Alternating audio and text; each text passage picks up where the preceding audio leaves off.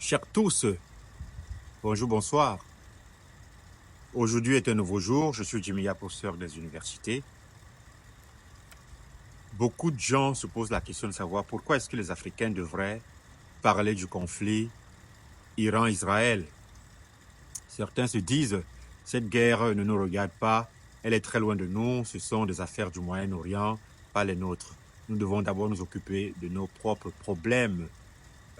Ce raisonnement, bien que compréhensible dans un contexte de pauvreté absolue, de crise politique, de crise militaire, de crise économique interne, est à la fois naïf et dangereux. Car dans le monde interconnecté qui est le nôtre, croire que le bruit de bombes à Gaza ou les frappes sur les installations nucléaires iraniennes n'ont aucune conséquence pour l'Afrique, c'est refuser de voir que le silence a un prix moral, un prix politique, un prix même économique. L'Afrique ne peut pas se taire face à ce conflit. Ce n'est pas une posture idéologique, mais une exigence de dignité. Il ne s'agit pas de choisir un camp par automatisme, mais de rappeler que notre continent a une histoire faite de souffrances partagées, de luttes de libération et de principes fondateurs.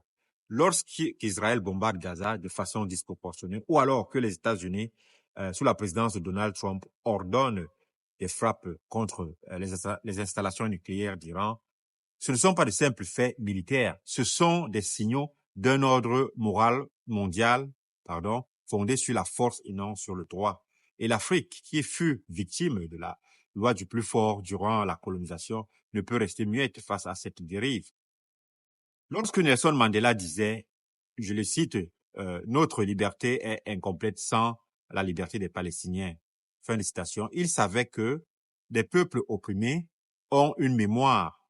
Mandela n'a jamais fui les débats globaux. Il comprenait que le combat pour la justice ne s'arrête pas aux frontières nationales. La lutte contre l'apartheid en Afrique du Sud a été rendue possible parce que d'autres peuples à travers le monde ont parlé, manifesté, pris position. Aujourd'hui, se taire sur le conflit Iran-Israël, c'est fermer les yeux sur les injustices flagrantes que subissent d'autres peuples. C'est accepter que certaines puissances aient le droit de bombarder impunément, d'imposer leur volonté, de mépriser les lois internationales.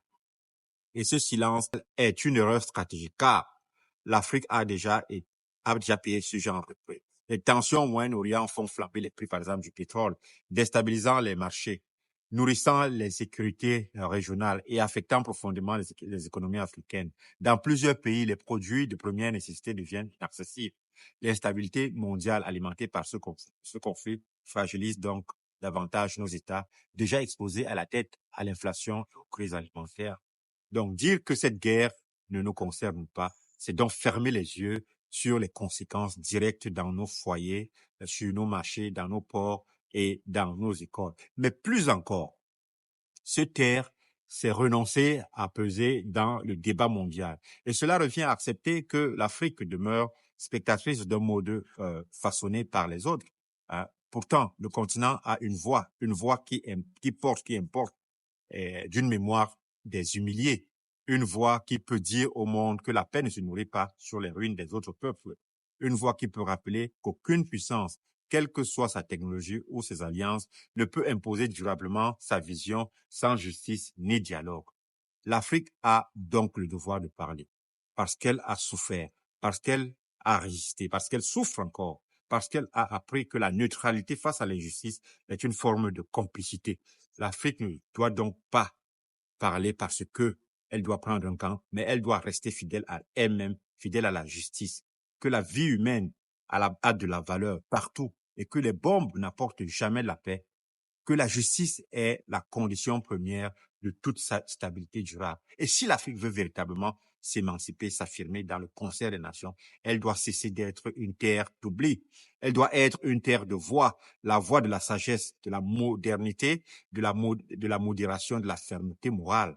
Une voix qui, à l'image de Mandela, ose dire non à la barbarie, même lorsqu'elle est légitimée par ceux qui prétendent défendre la civilisation. Une voix qui rappelle que notre destin est lié à celui de tous les peuples en lutte pour leur dignité. Oui, cette guerre nous regarde parce que le silence face à l'injustice n'a jamais protégé aucun peuple.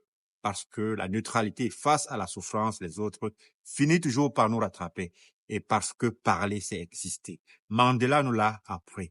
Il est temps que l'Afrique, une fois encore, le prouve. Je vous remercie.